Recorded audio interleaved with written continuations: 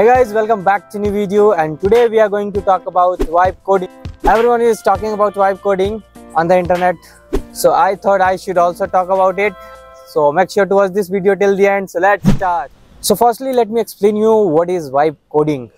So ये vibe coding खुद ही self explanatory है. Vibe coding मतलब जब बस vibe का मजा लेते रहो और coding करते रहो. ये कोडिंग करते कैसे हैं? तो ये वाइब कोडिंग हम एआई की मदद से कर रहे हैं आजकल. हम बस नॉर्मल इंग्लिश में एआई को प्रॉम्प्ट दे रहे हैं और वो हमारे लिए कोड लिख रहा है. हमें घंटा फर्क नहीं पड़ता वो उस कोड में क्या हो रहा है, क्या नहीं हो रहा है, कौन सा मेथड्स यूज हो रहा है, कौन सा लाइब्रेरी इंपोर्ट हो रहा है, कौन सा फंक्शन यूज हो रहा है. बस हम ये मेक श्योर कर रहे हैं कि हमारा काम जो है सही से हो रहा है, हमारा जो यूआई है सही से बन रहा है, despite of taking care of what the code is all about, how the code is working. तो इसी को vibe coding बोलते हैं. The use of AI to build something, to generate code of any project, to generate code of any problem statement with the help of AI is called vibe coding. यही vibe coding का मतलब सीधा सीधा यही है.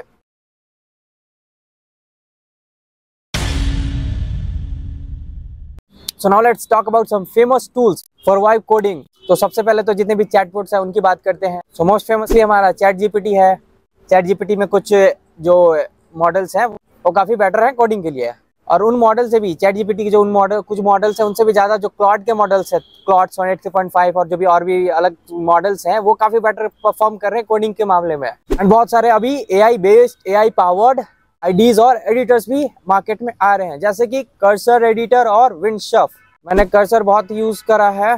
Cursor का जो composer है वो बहुत ही पावरफुल है अभी तक. उस कंपोजर को आप बेसिकली लिस्ट ऑफ टास्क दे दे, उसके बेसिस पे वो आपका सारा कोड बेस जनरेट कर देगा, और डिबगिंग करने में, टर्मिनल रन करने में, कमांड रन करने में वो हर चीज़ में आपका हेल्प करेगा. आपको बस जो कंपोजर का सेक्शन है वहाँ पे आपको नॉर्मल इंग्लिश में कमांड देना, प्रॉम्प्ट देना है, उसके अकॉर्डिंग वो बिल्ड करेगा सब चीज़ें. और इसकी खास बात क्या है, ऐसे कोड जनरेशन तो वो चैट जीपीटी, क्लाउड वगैरह भी कर रहे हैं, तो इसकी खास बात ये है कि इसको आपका कोड बेस का जो भी कोड बेस जितने भी पड़े हुए हैं आपके फोल्डर स्ट्रक्चर में उनका एक्सेस होता है. तो अब जो भी प्रॉम्प्ट देंगे, जो भी आप उससे बोलेंगे, वो उन कोड बेस को देखकर भी कोड जनरेट करता है. और किसी भी खास पर्टिकुलर फाइल्स को भी आप टैग करके उसमें कुछ चेंजेस करवा सकते हैं. So this is the advantage of this composer. और कर्सर में अभी एक एआई एजेंट आया हुआ है, वो तो अभी और ज्यादा अच्छे से परफॉर्म कर रहा है. अभी रिसेंटली मैं एक प्रोजेक्ट बना रहा था, उसमें मैंने एक फाइल बना कर दिया, उसको मार्कडाउन फाइल दिया, जिस पे उसने हर स्टेप्स को एक एक कर करके गो थ्रू कर करके बिल्ड कर दिया सारी प्रोजेक्ट, और क्वेश्चन भी करता था. बेसिकली एआई एजेंट का जो कॉन्सेप्ट है उसके बेसिस पे वो परफॉर्म कर रहा था. लेकिन एक समय के बाद उसको आपको खरीदना पड़ेगा. उसमें जो फ्री वाला एक्सेस होता है उसमें बहुत लिमिटेड ही टोकन हमें मिलते हैं. तो ये कर्सर एडिटर बिल्कुल सेम वीएस कोड की तरह है. आपने यूज करा ही होगा और देखा ही होगा इंटरनेट पे, इधर उधर लोग बहुत बात कर रहे हैं इसके बारे में. और इसी का एक ऑल्टरनेटिव है Windsurf. So these are some platforms, some code editors you can use for doing vibe coding.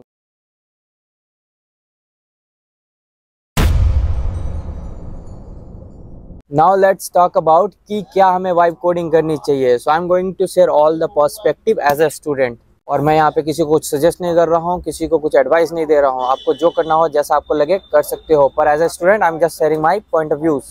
So see, जैसे अभी आप अगर टेक्नोलॉजी वगैरह सीखना स्टार्ट करे हो, आपने अभी कंप्यूटर साइंस की दुनिया में कदम रखा है और आप अगर वाइब कोडिंग कर रहे हैं, so this is not fair for your future.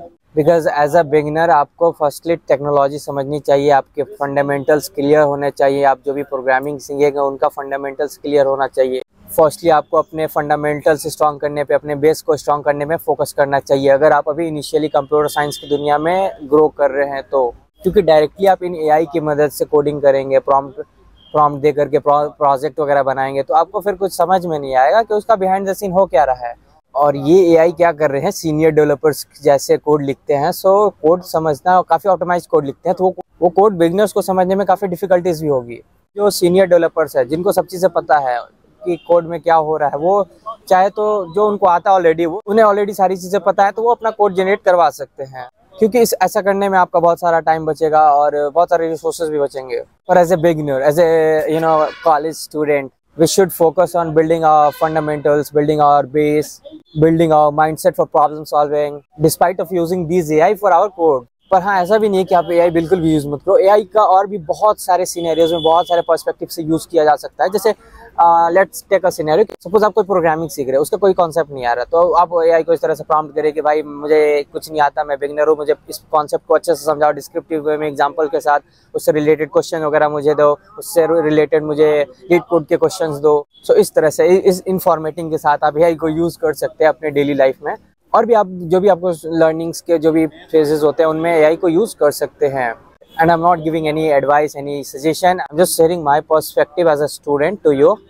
And I know you are quite intelligent to think of yourself. And just remember, as of now, your growth from here to here is most important and first priority for you.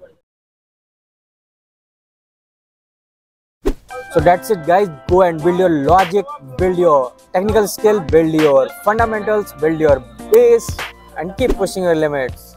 And if this video was informative to you, make sure to press that like button, and for more such content make sure to subscribe. Until next time, keep building and keep exploring. And ये जो है guys, नैतिक Raj Singh, big shout out to him.